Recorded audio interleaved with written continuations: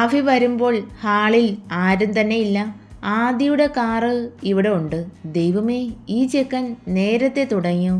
അവൻ ഡൈനിങ് ഹാളിലേക്ക് നടന്നു. സിനി ചേച്ചി അഭിയെ നോക്കി പുഞ്ചിരിച്ചു. സീത കിച്ചണിലുണ്ടോ? പതിയെ ചോദിച്ചു. ഇല്ല, കുഞ്ഞു റൂമിൽ പോയി. അവൻ്റെ ഹൃദയം പടപടാൻ മിടിച്ചു. വിളിച്ചു പോലും പറയാത്തത് കൊണ്ട് പിണങ്ങി കിടക്കുവാണോ? അടുത്ത് ചേർന്ന് കിടന്നിട്ടും അവൾ അറിഞ്ഞില്ല. ലച്ചുമ ചെവിയിൽ ചുണ്ട് ചേർത്ത് മുത്തി നുണഞ്ഞതും ഒന്ന് കുറുകിക്കൊണ്ട് സീത നിവർന്ന് കിടന്നു. അഫി എഴുന്നേറ്റു. ഇന്നലെ നന്നായിട്ട് ഉറങ്ങിയില്ലല്ലോ, അതാവും. അതല്ല, സ്വന്തം വീട് വിട്ട് പോരുന്നതിന് ഇവളെന്തിനാ ഇന്നലെ രാത്രി സങ്കടപ്പെട്ടത്? എൻ്റെ ഒപ്പമല്ലേ വരുന്നത്?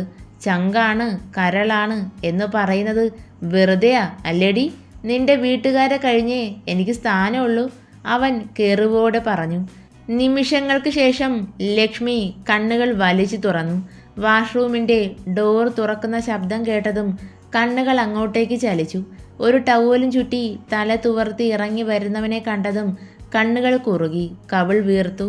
ഹാ, സീതാലക്ഷ്മി എഴുന്നേറ്റോ? എന്തേ ഈ സമയത്ത് ഒരു മയക്കം? അവൻ കളിയാക്കി. ഞാനേ ഓഫീസിൽ പോയി ആരവിനെ കണ്ട് സംസാരിച്ചു. ഒരാഴ്ച ലീവും കൊടുത്തു. നിത്യയ്ക്കൊപ്പം സമയം ചിലവഴിക്കട്ടെ. പാവം, അവളിലെ പരിഭവം പെട്ടെന്ന് ഉരുകിപ്പോയി. എന്നിട്ടും എഴുന്നേൽക്കാതെ ആ കിടപ്പാണ്. അഫി മിററിന് മുന്നിൽ നിന്നും തലമുടി ചീകി ഒതുക്കുമ്പോൾ ലക്ഷ്മിയുടെ കണ്ണുകൾ തന്നിലൂടെ ചലിക്കുന്നത് അറിഞ്ഞു. അവൻ കബോർഡ് തുറന്നു.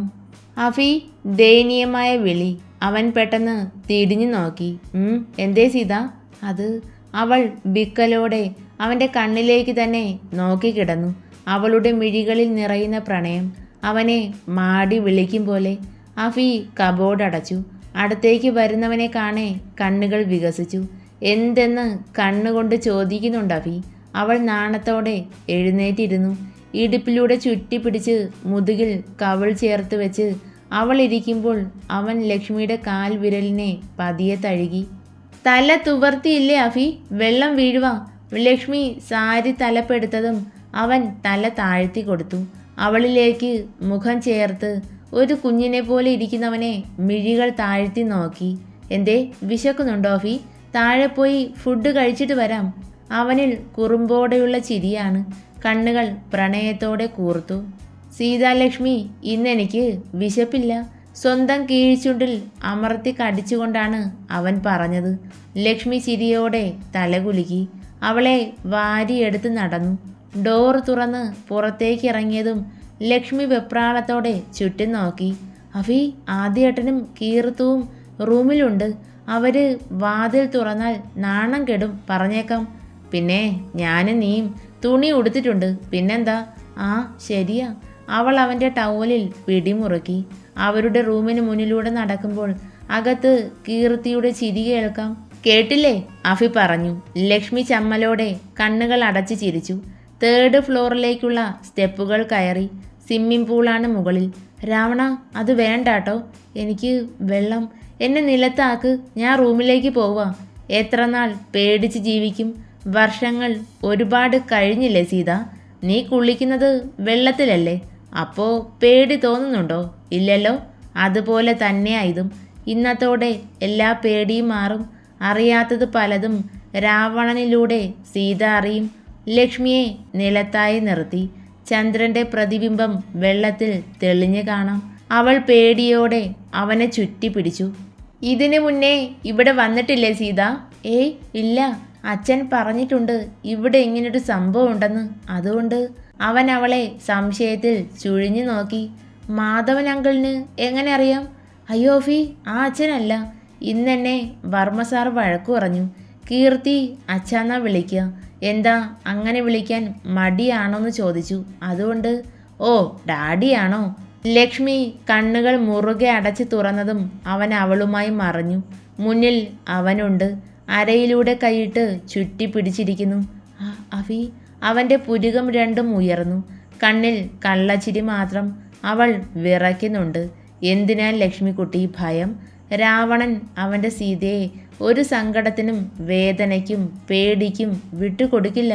ആ ലക്ഷ്മിക്കുട്ടി എന്ന വിളി. അവൾ പുഞ്ചിരിയോടെ തലകുലുക്കി. നീന്തൽ പഠിപ്പിച്ചു തരട്ടെ സീത? അവൾ നാണത്തോടെ തല താഴ്ത്തി. ഒരു കൈയാൽ പേടിയോടെ വിറയ്ക്കുന്ന ഉടലിനെ അമർത്തി പിടിച്ചു. മറുകൈയാൽ താഴ്ന്ന മുഖം പിടിച്ചുയർത്തി. ഇന്നലെ എൻ്റെ പെണ്ണ് രാവണനോട് ഒന്ന് വേണം എന്ന് പറഞ്ഞില്ലേ, അതെവിടെയാ വേണ്ടത്? ലക്ഷ്മിയുടെ കണ്ണുകൾ അവൻ്റെ നനവാർന്ന മുഖത്താകെ അലഞ്ഞു നടന്നു. ഇനി വേണ്ട, ഇന്നലെ തന്നില്ലല്ലോ, പരിഭവത്തിലാണ് പറഞ്ഞത്. പക്ഷേ അതരങ്ങൾ ചെമ്പരന്തി പൂ പോലെ ചുവന്നു തുടുക്കുന്നു. അവൻ ആ കീഴ്ചുണ്ടിനെ കടിച്ചെടുത്ത് നുണഞ്ഞു. ഒരുപാട് നേരം ആ നിമിഷത്തിൻ്റെ നിർവൃതിയിൽ ലയിച്ചു നിൽക്കുമ്പോൾ ലക്ഷ്മിയിൽ നിന്ന് പേടിയും പണ്ടെങ്ങോ മനസ്സിനെ വേദനിപ്പിച്ച് ഉള്ളിൽ കൂനിക്കൂടിയ പഴയ ഓർമ്മകളും മറഞ്ഞു തുടങ്ങി. അവളുടെ കണ്ണുകൾ കൂമ്പി അടഞ്ഞു. ലക്ഷ്മി പൂൾ ലൂങ്ങറിൽ കിടക്കുവാണ് സീത. ആർദ്രമായ ആ വിളിയിൽ പ്രണയമാണ്. ലക്ഷ്മി പുഞ്ചിരിച്ചു. ചന്ദ്രൻ്റെ പ്രകാശം അവിടമാകെ പ്രഭ ചൊരിയുന്നു. പോകാം അഫി. വേണ്ട, ഇന്ന് നമ്മൾ ഇവിടെയാണ്. ആ ഒരാളെ മാത്രം സാക്ഷി നിർത്തി ഞാൻ എൻ്റെ പ്രണയം നിന്നെ അറിയിക്കും. അവൻ ആകാശത്തിലേക്ക് വിരൽ ചൂണ്ടി. ലക്ഷ്മിയുടെ കണ്ണുകൾ മിഴിഞ്ഞു പോയി. പെട്ടെന്ന് തല വാതിൽ ഭാഗത്തേക്ക് ചരിച്ചു. ആരും വരില്ല, ഇത് എൻ്റെ ഏരിയയാണ്. ഡാഡി ഉറങ്ങിയിട്ടുണ്ടാവും. ആദി നീന്തും, പക്ഷേ എൻ്റെ അത്ര ഭ്രാന്തില്ല. പിന്നെ അവനിന്ന് എഴുന്നേറ്റ് നടക്കാൻ പറ്റുമെന്ന് എനിക്ക് തോന്നുന്നില്ല.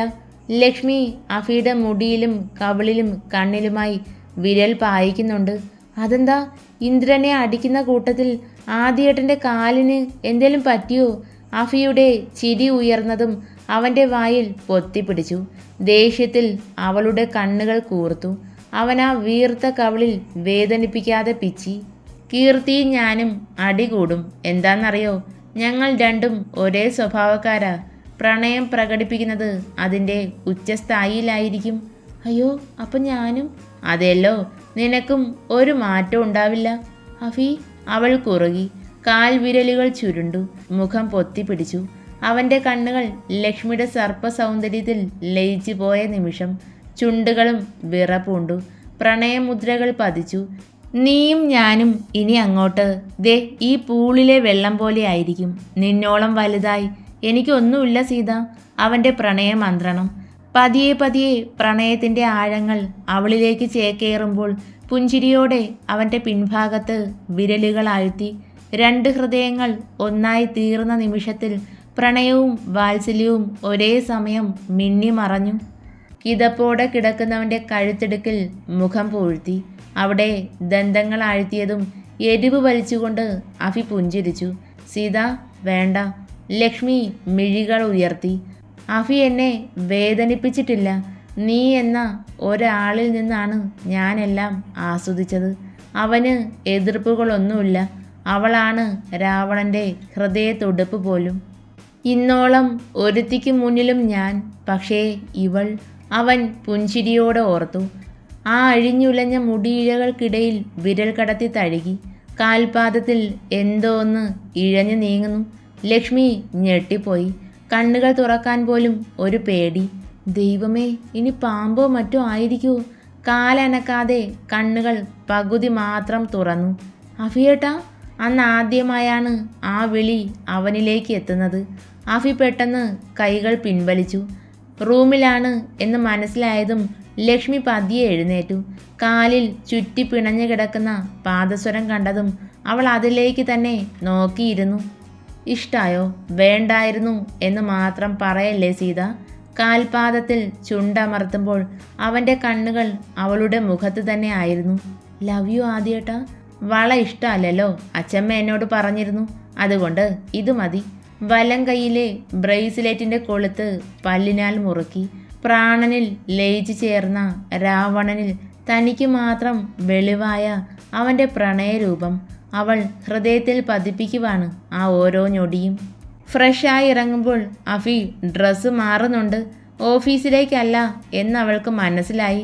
എവിടേക്കാ അഫി? അവൻ കേട്ടിട്ടും കേൾക്കാത്തതുപോലെ ബ്ലാക്ക് ഷർട്ടിൻ്റെ ഒരു ബട്ടൺ ഒഴിച്ച് എല്ലാ ബട്ടണും ഇട്ടു. അഫിയേട്ടാ എവിടേക്കാ? ഓഫീസിലേക്കാണെന്ന് പറയരുത്, പച്ച കള്ളമായി പോവും. അഫി അവളെ പിടിച്ച് ബെഡിലിരുത്തി. അടുത്തിരുന്നു. നീയല്ലേ കള്ളം പറയാറ്? ലക്ഷ്മിയുടെ മുഖം വാടി. ഓ സങ്കടപ്പെടണ്ട, ഞാനിനി ആ വിഷയം എടുത്തിടില്ല. ഇന്ന് എനിക്കും ആദിക്കും നല്ല പണിയുണ്ട്. ഒരാഴ്ചയിൽ കൂടുതലായി ഒരുവൻ നമ്മുടെ കസ്റ്റഡിയിൽ കിടക്കുവല്ലേ. ബാക്കി എല്ലാവരും വന്ന സ്ഥിതിക്ക് ജോലി ക്ലിയർ ആക്കണ്ടേ. യാദവിനെയും കൂട്ടാളികളെയും പറ്റിയാണ് അവൻ പറഞ്ഞത് എന്ന് മനസ്സിലായതും അവൾ പേടിയിൽ വിറച്ചു. ഞങ്ങൾ ഉടനെ വരും സീത, അവൾ മൂളി. ബ്രേക്ക്ഫാസ്റ്റ് കഴിച്ച് രണ്ടുപേരും പോകാനിറങ്ങി. വർമ്മ ഓഫീസിലേക്കും. ഇന്ദുജ പിന്നെ അവരുടെ കൺവെട്ടത്ത് വന്നതേയില്ല. ഗോഡൌണിൻ്റെ വാതിൽ വലിയ ശബ്ദത്തോടെ തുറന്നു. നേരിയൊരു പ്രകാശം മാത്രം. ഉള്ളിലേക്ക് കയറി വരുന്ന രണ്ട് നിഴൽ കണ്ടതും യാദവും ശീതളും ശില്പയും ചന്ദ്രപാലും ഉമിനീർ വിഴുങ്ങിയിറക്കി. അഥർവും അഭിമന്യുവും ഒരുമിച്ച് ചേർന്നാൽ പിന്നെ തങ്ങളുടെ പൊടി പോലും കിട്ടില്ല എന്ന് ഇതിനോടകം നാലും മനസ്സിലാക്കി കഴിഞ്ഞിരുന്നു. എന്നാലും ദാവീദേ, നീയും പിള്ളേരും എൻ്റെ യാദൂട്ടനെ ഇത്രയ്ക്ക് സ്നേഹിക്കുമെന്ന് ഞാൻ കരുതിയില്ല. നീ ഇന്നലത്തെ പത്രവാർത്ത കണ്ടായിരുന്നോ? ഇല്ല അല്ലേ? എന്നാ നോക്കിക്കോ. പാൻറ്റിൻ്റെ ബാക്ക് പോക്കറ്റിൽ നിന്നും ന്യൂസ് പേപ്പർ എടുത്ത് അവൻ്റെ മുഖത്തിന് നേരെ അടുപ്പിച്ചു. താരയമ്മച്ചി പോയി ആത്മഹത്യ ചെയ്തതാ. എന്തിനാന്ന് പോലീസിന് പോലും അറിയില്ല. ചെറിയ തോതിൽ കട ഉണ്ടായിരുന്നത്രേ. പാവം കെട്ടിയോനും മകനും പൊട്ടിക്കരയുവാണ്. ശരീരം ഇടിച്ചു നുറുക്കുന്ന വേദനയിലും യാദവിൻ്റെ കണ്ണുകൾ കുറുകി. അയ്യോ, ഞാനൊന്നും ചെയ്തില്ല. പിന്നെ ചെറിയൊരു കാര്യം, നിന്നെപ്പോലെ തരം താഴ്ന്ന പണിയാണ്. നിങ്ങളുടെ ബന്ധം തെളിവ് സഹിതം ആ പാവം കെട്ടിയോനെ കാണിച്ചു കൊടുത്തു. ഒന്നുകിൽ അവൾ ചെയ്തതാവും, ഇല്ലേൽ അഭിമന്യു പൊട്ടിച്ചിരിച്ചു. ആദ്യത്തെ അടിയിൽ യാദവിരുന്ന ചെയർ ചരിഞ്ഞു. അവൻ നിലത്തേക്ക് മറിഞ്ഞു വീണു. ആദ്യ ബാക്കി 3 പേരെയും ക്രൂരമായ ചിരിയോടെ നോക്കി. ശീതളും ശില്പയും കവിൾ പൊത്തിപ്പിടിച്ച് ഉറക്കെ അലറിക്കരഞ്ഞു. ചന്ദ്രപാലിന് ഒന്ന് ചലിക്കാൻ പോലും കഴിയാതെ ഇരുന്നു പോയി. 3 ദിവസം കഴിഞ്ഞുള്ള പത്രവാർത്തയിൽ തന്നെ അവൻ്റെ മിഴികൾ ഉടക്കി. 2 മക്കളും അച്ഛനും അടങ്ങുന്ന ഒരു കുടുംബം സഞ്ചരിച്ച കാർ കൊക്കയിലേക്ക് മറിഞ്ഞു. ഡ്രൈവറുടെ അനാസ്ഥയാണ് അപകടത്തിന് പിന്നിൽ. 4 പേർക്കായി തിരച്ചിൽ നടക്കുന്നു. ലക്ഷ്മി അവന് നേരെ കോഫി നീട്ടി. അവൾ അവൻ്റെ മീശയൊന്ന് പിരിച്ചു വെച്ചു. അവരെ കിട്ടു ആഫി. പകുതിയോളം കോഫി കുടിച്ചു. ബാക്കി അവൾക്ക് നേരെ നീട്ടി. കുടിച്ചിട്ട് പോയി റെഡി ആയിക്കോ. എന്തിന്? രാവിലെ നമ്മൾ എവിടെ പോവുക രാവണ? അവൻ ചുണ്ട് കൂർപ്പിച്ച് ചെവിയിൽ പിടിച്ചു. സീത പ്ലീസ്. അവൾ തിരിഞ്ഞു നടന്നു. ഓഫീസും വീടും അവരുടെ പ്രണയവും ആ വീട്ടിലുയർന്ന കളിച്ചിരിയും 2 മാസങ്ങൾ അതിവേഗം കടന്നുപോയി. ബെഡിൽ പടർന്നു പിടിച്ച ചുവന്ന നിറം. ലക്ഷ്മി പകപ്പോടെ അതിലേക്ക് നോക്കിയിരുന്നു. എൻ്റെ പൊന്നുമോള് അഫിക്ക് കോഫിയുമായി വരും എന്ന് കരുതി താഴെ കാത്തിരുന്നു. പിന്നെ സിനിച്ചേച്ചി തന്നു. ജോഗിങ് കഴിഞ്ഞ് വന്നതാണ് അഫി. എന്താ സീതമോ, എൻ്റെ പെണ്ണിന് ഈ ഇടയായി ഒറ്റയ്ക്കിരിപ്പ് കൂടുതലാ അല്ലേ? നമുക്ക് ഓഫീസിൽ പോയാലോ? സാലറി തരാം. ജോലി വേണ്ടി വരും, ലക്ഷ്മി ഗൗരവത്തിൽ പറഞ്ഞു. അപ്പോഴാണ് അവൻ ബെഡ്ഷീറ്റിലേക്ക് നോക്കിയത്. നെഞ്ചിൽ ഒരു വിങ്ങലായിരുന്നു. എന്നാലും പുഞ്ചിരിയോടെ അവൾക്ക് അടുത്തിരുന്നു. അഫി, പേടി തോന്നുന്നു. മാഡം ഒന്നും മിണ്ടാത്തതിന് കാരണമുണ്ട്. ഇനി 1 വർഷം തികയാൻ 2 മാസം തികച്ചില്ല. സീത, ആ എഗ്രിമെൻ്റ് നീ വിട്. പരസ്പരം സ്നേഹിക്കുന്ന നമ്മളെ പിരിക്കാൻ ആർക്കാണ് പറ്റുക? ഒരു ഹോസ്പിറ്റലിൽ പോയാലോ അഫി? ഇനി എനിക്കെന്തേലും? അവൻ അവളെ കൂർപ്പിച്ച് നോക്കി. എന്തു പറയും ഡോക്ടറോട്? കല്യാണം കഴിഞ്ഞ് 1 വർഷം ആകാൻ പോകുന്നു. 2 മാസത്തെ കാര്യങ്ങൾ പറയുമ്പോൾ 8 മാസം എന്തു ചെയ്തു എന്നുള്ള ചോദ്യം തിരികെ വരും. രാവണനും സീതയും കണ്ണിൽ കണ്ണിൽ നോക്കിയിരുന്നു എന്ന് പറയാം. അവൾ ചിരിയോടെ വായ പൊത്തി. വെയിറ്റ് ചെയ്യാം സീത.